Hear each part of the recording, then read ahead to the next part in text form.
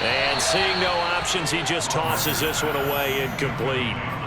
Now that'll bring up second down. They've given up a few first downs on this drive, but getting the incompletion there, that should give them something to build on and maybe turn the tide. A final shot before half for Rodgers. Oh, he's going to let this go for the end zone. And it'll be intercepted. Picked off by Robert Alford. And he will be brought down on what will be the final play of this first half. So 2 quarters down, 2 remain. Charles and I return after the break. Both teams finishing up their halftime adjustments. We're about ready to get back to football at State Farm Stadium. And for the call, let's head back out to Glendale and hand it over to Brandon Gott.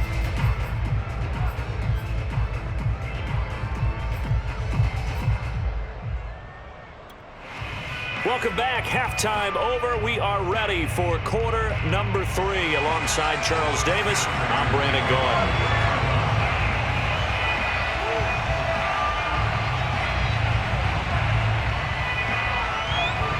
Set and ready to go for the second half. 1 touchdown apiece, 7-7 our score. And we will not have a run back here as the second half starts with a touchback.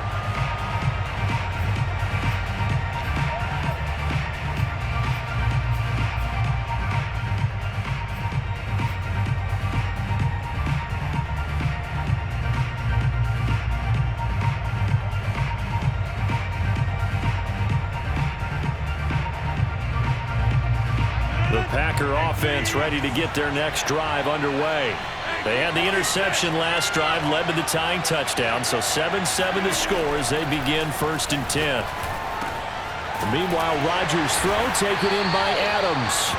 And he'll be upended at the 28-yard line. Just a 3-yard gain there. Oh, it's time to give a little credit there to the defense. They played that very well because it was a drag route, and he ran it a little shallower than normal as he worked straight across the field. He was hoping he'd get lost behind the defensive line, but once he made the catch, nowhere to turn upfield and gain any yardage. Rodgers' throw into the hands of Cobb, and he's going to be out of bounds right at midfield. An ex-teammate used to tell me all the time, I hate experienced quarterbacks because no matter what, you really can't hide what you're doing. And I think that right there, he knew right away where the blitz was coming from, where his primary guy was going to be, and he ended up going to a secondary target for a nice game. I was just going to ask you, that wasn't the primary target. He's so good at that, isn't he? I think he knew right away that he wasn't going to get to his primary guy. I think he read that as soon as he got to the line of scrimmage, knew where the pressure was going to come from, and said, I know how to beat that. And that's what he did. Just what you want on a first down run. Call it 8 yards, and it's 2nd and 2.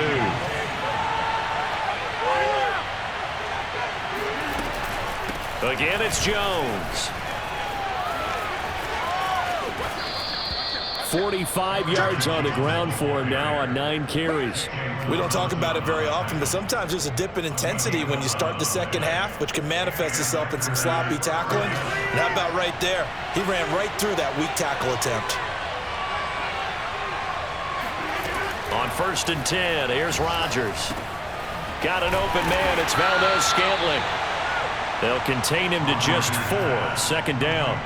And when you're playing a quarterback with some experience and some moxie, you enter the danger zone when you decide to blitz him, because if he's able to diagnose as he did on that play, he can hurt you downfield. He reads defenses so well, doesn't he? He really does, and the best part about that play for him, I don't think that was his primary target. I don't think so either. I think he had the read, figured out where the blitz was coming from, and went to a secondary target for a really nice gain.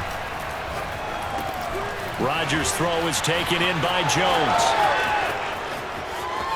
Touchdown! Aaron Jones, 28 yards. And the Packers have taken the lead. Getting your back involved, what's the importance there in the passing game? Well, oftentimes you can create mismatches because who's going to cover him? And you get him into space, which is where he likes to operate with the ball in his hands. Oftentimes makes people miss, gets that run after the catch, and off he goes. And into the end zone.